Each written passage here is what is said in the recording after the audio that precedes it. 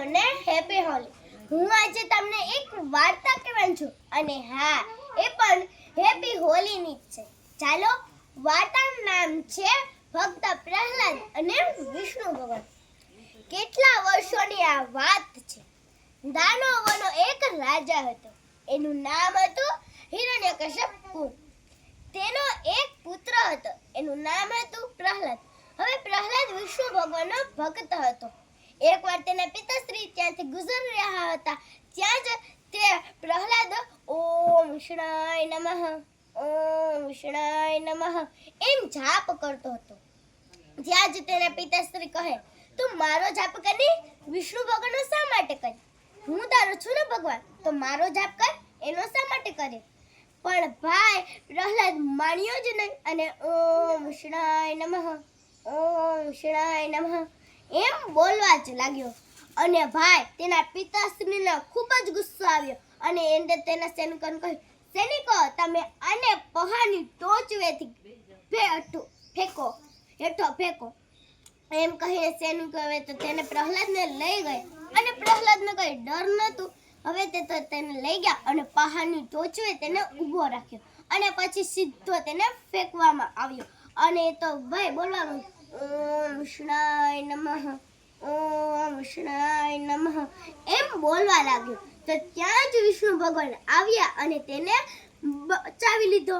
હવે તેને પિતાશ્રીને ખબર પડી તો એને પાછું કહ્યું કે તમે આને સાપના કોથળામાં નાખી દો। એને તો ભાઈ સાપના કોથળામાં નાખી દીધો અને ભાઈ પ્રહલાદ પાછો બોલવા માંગ્યો ઓમ વિષ્ણાય નમઃ ઓમ વિષ્ણાય નમઃ।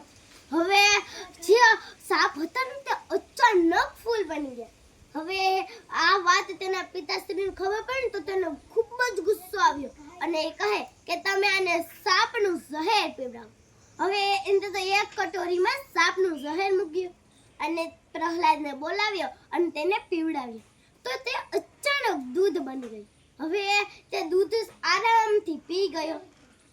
હવે તેના પિતાશ્રીને ખૂબ જ ગુસ્સો આવ્યો અને ભાઈ તે લાલ ચોર થઈ ગયા અને તેની બહેન આવી ને તેને કહ્યું, ભાઈ તું એટલો ગુસ્સામાં શા માટે છે?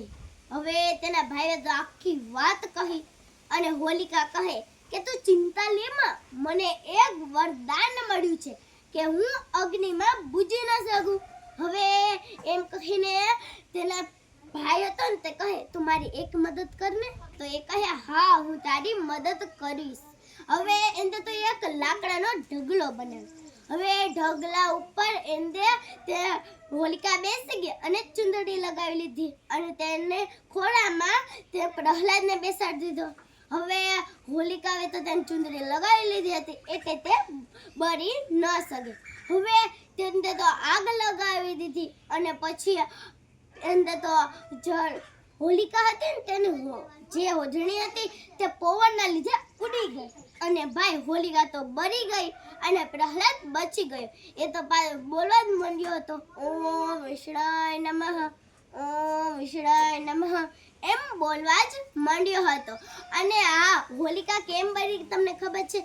કેમ કે તેણે તેની શક્તિઓનો ગલત ઉપયોગ કર્યો હતો, ખાધું પીધું ને મોજ કરી।